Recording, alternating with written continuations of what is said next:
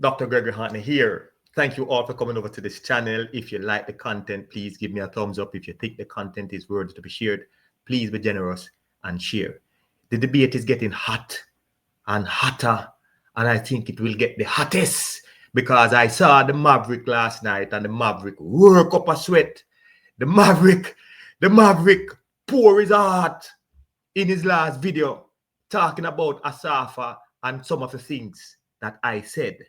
Yes, so we are going to address it. If you want to see the Mavericks video, the information is in the description.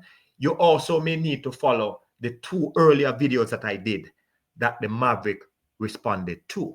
Now, the Maverick is saying that everybody is emotional, and it appears to be true because I saw a whole lot of the professional, the specialist, and when I listen to their talking points, I'm saying they really don't seem to get it. No, I want the Maverick to know this, that I am not emotional. In fact, I have the lived experience that I can rely on. You see, it's like when you go to a stage show, Maverick. Some people have to stay all the way in the back and they get the information that way. But I have a backstage pass. Yes, Mr. Maverick, I am there. But here is this. Here's the truth, Mr. Maverick. I have the original version before it is edited. And what does that mean? It means that I'm seeing everything in real time.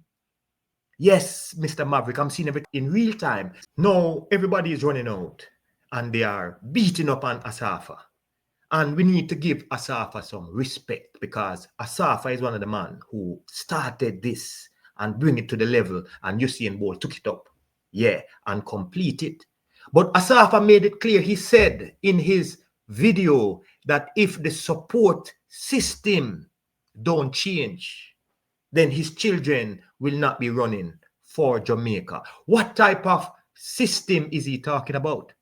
Who is responsible for the system that he's talking about?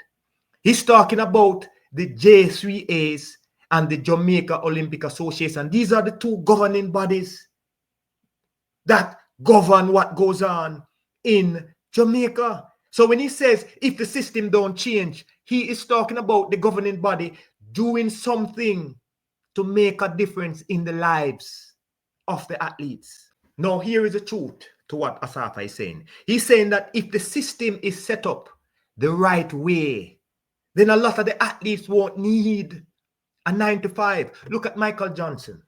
Look at Justin Gatlin. Look at Sanya Richards. She's not doing a 9-to-5.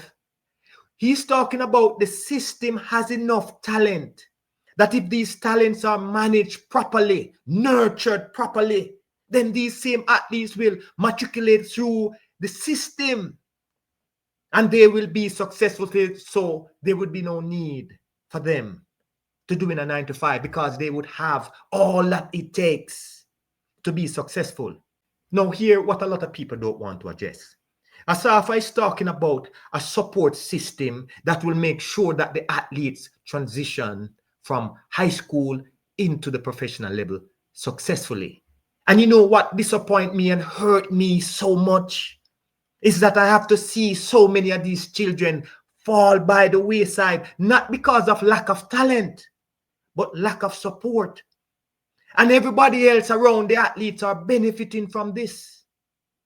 Think about it for a minute. Why do you think Asafa feel the way he does? Why you think he said that countries outside wanted to pay him? These countries were willing to put some respect on his name. These countries were willing to pay him handsomely. That's what he's saying. And he's saying that when he comes back home to compete for his country, he can't even get some respect.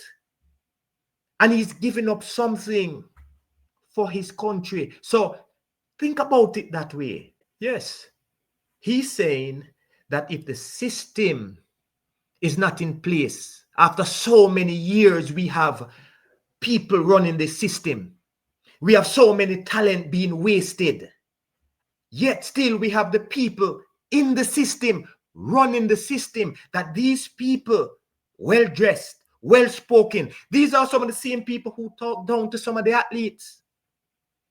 and they're living wealthy off the backs of the hard-working talent that never make it.